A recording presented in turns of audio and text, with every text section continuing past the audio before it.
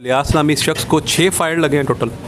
तो इसकी तफसील देना इसलिए ज़रूरी है कि आप लोग समझ सकें कि अक्सर हमारे थानों में होता क्या है और पुलिस क्यों बेबस हो जाती है। SHO थाना सिटी सरदार नुसरत मेकन साहब के पास, और मैं बिल्कुल इनकी तारीफ़ करूँगा, हम बहुत कम पुलिस की तारीफ़ करते हैं। ये बड़ा ही निडर नौजवान है और बड़ा ही मेरिट पे इसने इस केस को सुना है। इवन के एक एक बंदे को इसने बगौर सुना है, दर्जनों लोग थे वहाँ पे।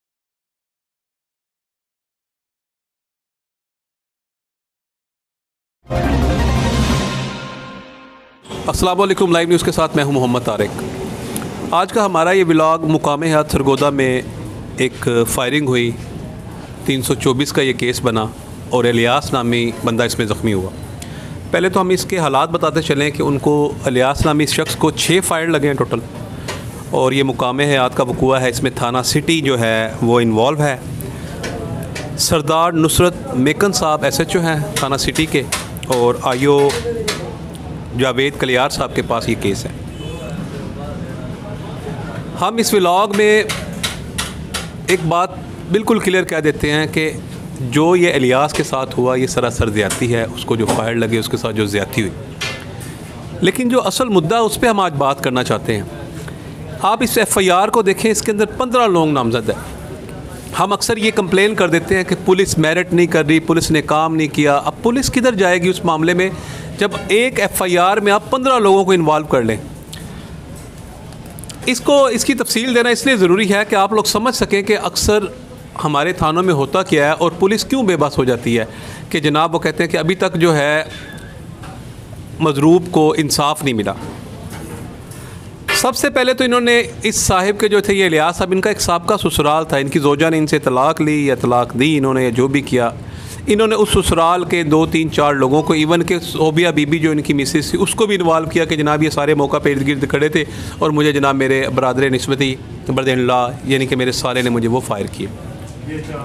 उसके बाद फिर इन्होंने एक रक्षा ड्राइवर, खलील नामी रक्षा ड्राइवर बीच में इन्वॉल्व कर लिया। अब खलील का रोल इसमें क्या है कि खलील से इन लोगों ने कुछ पैसे लिए एक मकान की मद में, उसको एक मकान दिलवाया, मकान एक्चुअली किराए पे दिलवाया, और उसे कहा कि ये मकान आपका हो जाएगा, 3 महीने तक आपके नाम करवा देंगे। उससे 14 लाख की रकम इन्होंने वसूल की।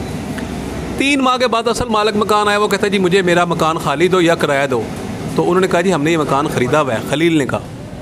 तो मालिक मकान ने फ़ोन किया, 15 मकान खाली करवा लिया गया। केस दोबारा आ गया, इलियास नामी बंदे पे FIR करवाते कि बहरहाल वो जो भी केस चला। सेकंड बंदा इसमें यह आ गया। थर्ड बंदा इन्होंने कोई रहमानपुरा कोटफरीद वाला ऐड कर लिया। इसके अलावा फोर्थ इन्होंने ये जो है सरदार उबैद डोगर को इन्होंने ऐड कर लिया। अब सरदार उबैद डोगर पे क्या हुआ?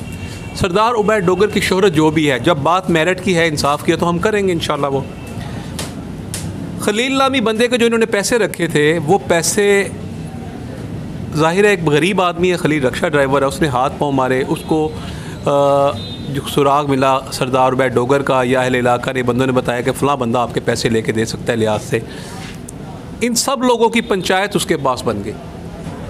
उस पंचायत में ये फ़ैसला हुआ कि ये इलियास गिल्टी पाया गया। इलियास ने कुछ टाइम ले लिया, 2 4 6 माह का, कि मैं पैसे दूंगा, और वहाँ पे अपना चेक बतौर इमानत गारंटी दिया है कि जनाब इस तारीख को मैं पैसे दूंगा, ये मेरा चेक आ गया। अब इनके साथ जो मामला हुआ, मैं बार बार ये बात कर रहा हूँ कि इनके साथ जो वक़ूआ हुआ, हमें इसकी शदीद तकलीफ़ है, हम इसकी मज़म्मत करते हैं कि इनके साथ जो वक़ूआ हुआ बिल्कुल नाजायज़ हुआ है, और जो भी इसके करने वाले उनको सख्त से सख्त सज़ा मिलनी चाहिए। हमारे इस व्लॉग में 2-3 चीज़ें हैं। नंबर 1 कि आप जब FIR करवाएं तो आप एक्चुअली FIR करवाएं। आप ये ना करें कि आप FIR की मद में पूरे शहर में जहाँ जहाँ पे आपका लेन देन या दुश्मनी है सारों को आप बीच में घसीट दें।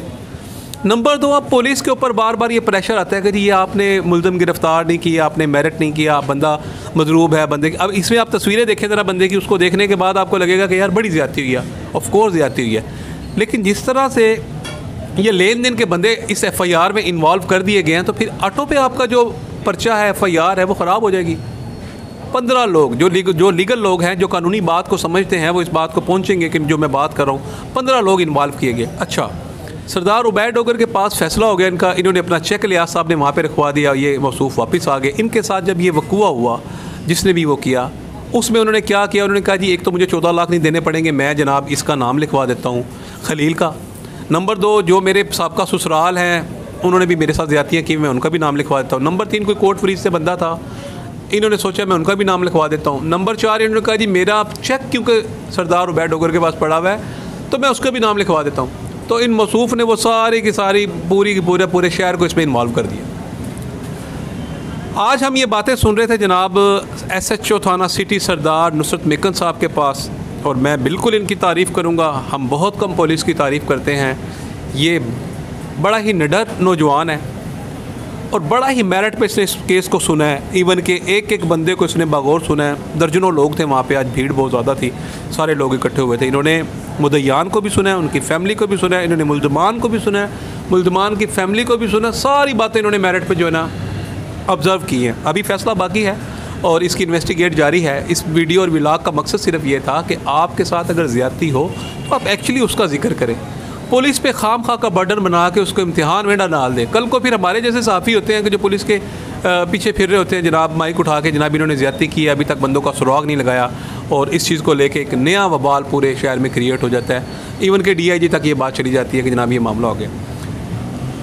इस वक़ुआ मुकामे हयात वक़ुआ को लेकर इंशाल्लाह नेक्स्ट वीडियो हम आपके साथ आपको ज़रूर देंगे, जिसमें ये बात वाज़े तौर पे हम बताएंगे कि मेकन साहब और थाना सिटी और या दिगर सरगोदा पुलिस ने इसमें क्या मेरिट किया है और किस तरह से इसकी इन्वेस्टिगेट की है। लाइव न्यूज़ के साथ मोहम्मद तारिक, अपना ख्याल रखिएगा। अल्लाह हाफ़िज़।